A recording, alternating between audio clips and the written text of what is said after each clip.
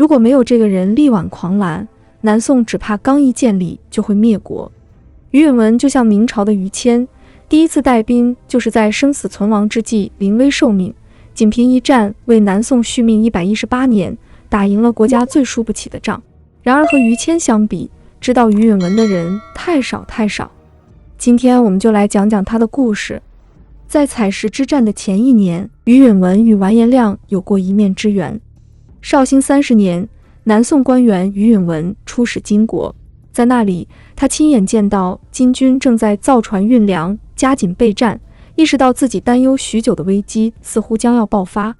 辞行时，金主完颜亮更是当面狂妄地宣称：“我将看花洛阳。”于允文带着深深的忧虑回到了南宋朝廷。1年后，宋金再度开战，不可一世的完颜亮统帅大军南下，声称多则100日，少则1月，必将灭亡南宋。而此时的于允文只是一介毫无实战经验的书生，会出现在战场上本身就是一场意外。虽是一介书生，于允文却是南宋少有的坚定主战派。自从冤杀岳飞，签订绍兴和议后，宋高宗赵构就沉醉于和平的迷梦中，甚至下诏严禁妄议边事，不许臣民挑拨宋金友好关系。于允文却从不随波逐流，在奉诏使金前，他还上书：金人必定会撕毁盟约，南侵我大宋，其进攻路线应该有5条，请陛下即刻下诏命大臣备战，做好防御准备。别人都在粉饰太平，就于允文一个人不识趣，所以一直得不到重用。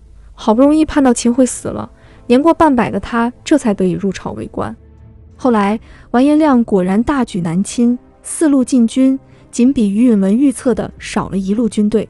难道于允文有未卜先知的才能？并不是，而是世人皆知完颜亮狼子野心。完颜亮是一个特别能折腾的统治者。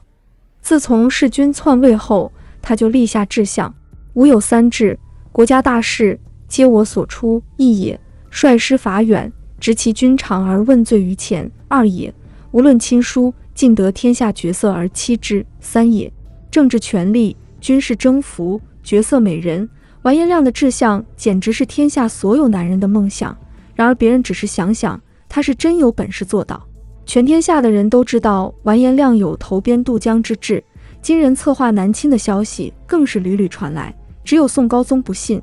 俗话说，你永远叫醒不了一个装睡的人。绍兴31年9月，完颜亮兵分4路，调集60万大军，号称100万之众南下攻宋。1个月间，宋军全线溃败。完颜亮亲率主力越过淮河，到达长江沿岸的采石矶一带，不日就将兵临江南。消息传到临安，最慌的是赵构，说好的2国议和，原来爱竟会消失。赵构本来想像年轻时一样扶海避敌，却被大臣一把拦了下来：这次您可就别逃了。赵构无奈地留在临安，命知枢密院士叶毅问到南京都事江淮军事，又给他安排了个助手，正是于允文。赵构并非没有识人之能，知道于允文是个人才，对他说：如臣不应该上前线，但是轻动达军事，请你勉为阵行。于允文只说了6个字：臣敢不尽死力。叶毅问是个草包，出镇扬州的老将刘以为他传来战报，信中说金兵又添生兵，意思是金军正源源不断的增援。叶毅问看不懂，竟然问生兵是何物。听说此事的人都笑他不习军务，这位大人看来是指望不上了。与此同时，位于采石的淮西主将王权已被金兵吓得魂飞魄散，临阵溃逃，遭到免职。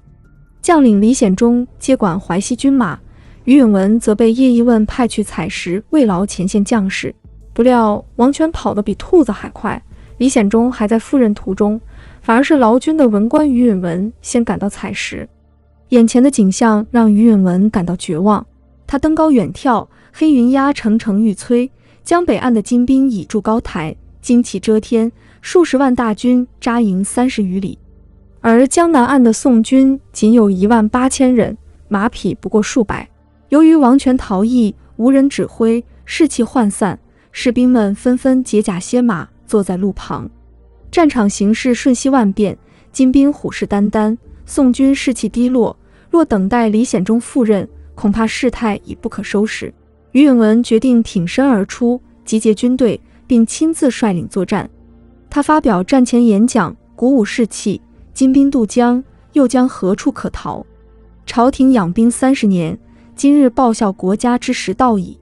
金帛与命令皆系此地，士兵们，只待你们杀敌立功，功赏自在其中。这番言辞唤醒了这支沉寂的军队，士兵们慷慨陈词，表示既然有您主持，我等愿意奋勇杀敌。一个随行官员这时却出来泼凉水，说于允文捅了大篓子，你说你一个文官，如何能号令三军？朝廷要是怪罪下来咋办？他劝于允文说，您受命劳军，又不受命督战，别人把事情搞砸了，您何必把责任往自己身上揽呢？于允文反驳道，危急社稷，吾将安避。采石之战就此拉开序幕。于允文匆匆整顿军队后，金军船队已从北岸出发，完颜亮亲执红旗，指挥数百艘船登陆南岸。于允文深知敌众我寡，决定针对金兵不习水战的特点，以水师为主力沿江布阵，将战船分为5队，一队在江中，2队停泊在东西两侧岸边，另外2队藏于山后小港间，在南岸上又部署强弩作为支援。宋军的船只高大结实，船速快，而金军水师的造船技术就差一截了。宋军的猛冲往来如飞，横突乱刺，将金军船队一分为2，又以霹雳炮轰击。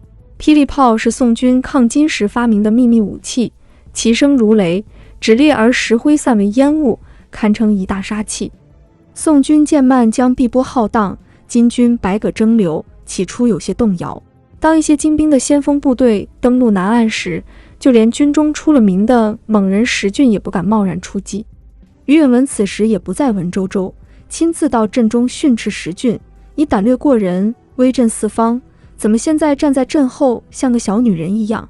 石俊勃然变色，大吼一声，手持双刀冲锋向前。宋军将士大受鼓舞，用视死如归的士气压制住了数量远胜自己的敌军。对金军形成强烈心理冲击的，还有在采石矶周围登高观战的当地民众。无论战况如何激烈，他们都驻足不动，为宋军呐喊助威，形成臂力千仞之势，连绵10数里不断。天色渐暗时，于允文又派出一支300人的疑兵，从山后摇旗击鼓杀出。金军以为宋军援兵已至，纷纷败逃。这一日，于允文指挥的宋军歼敌4000余人，万户2人，浮生女真500人，千户5人。完颜亮恼羞成怒，称残余的金兵是逃兵，对他们大肆屠戮。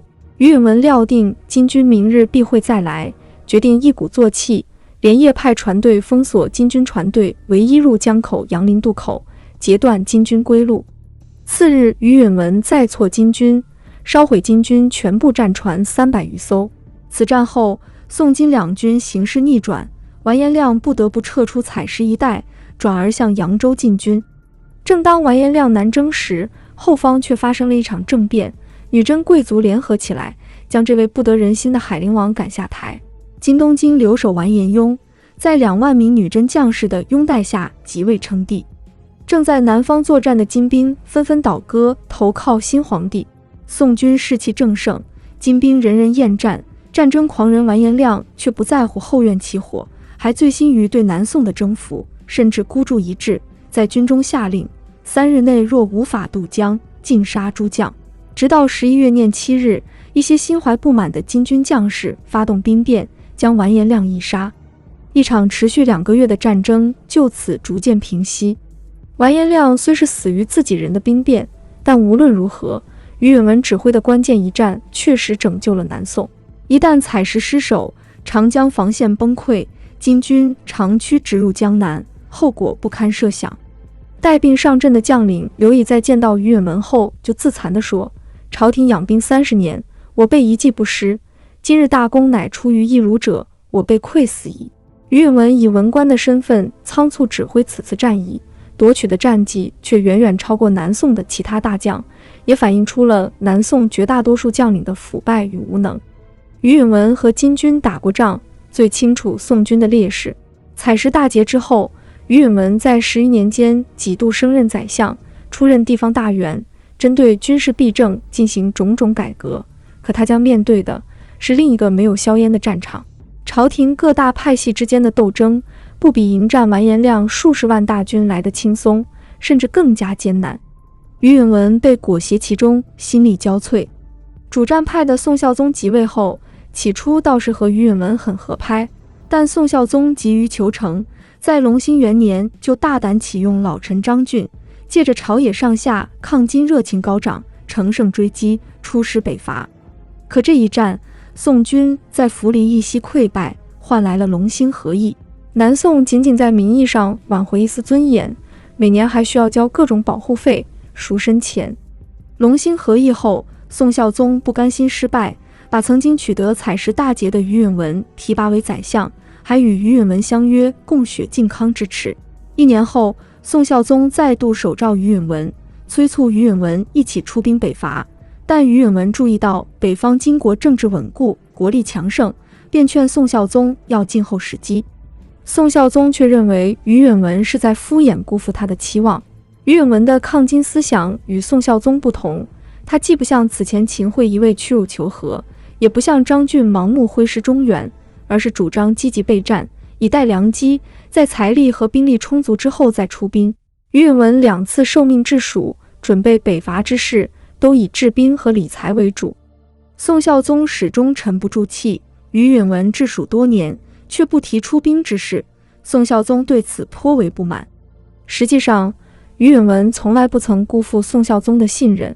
在蜀地，于允文在民间募人耕作，囤积军粮，赈济数十万流民，在军中财泰老弱，精简军费，惩治贪污之风。他选拔良将，还整顿川陕马政。这些举措全是为了强国强兵，待时而动，正是吸取隆兴北伐的惨痛教训。淳熙元年，为北伐大业殚精竭虑的于允文积劳成疾，出师为洁身先死。宋孝宗还在埋怨于允文迟迟不肯出兵，不愿给他加谥号。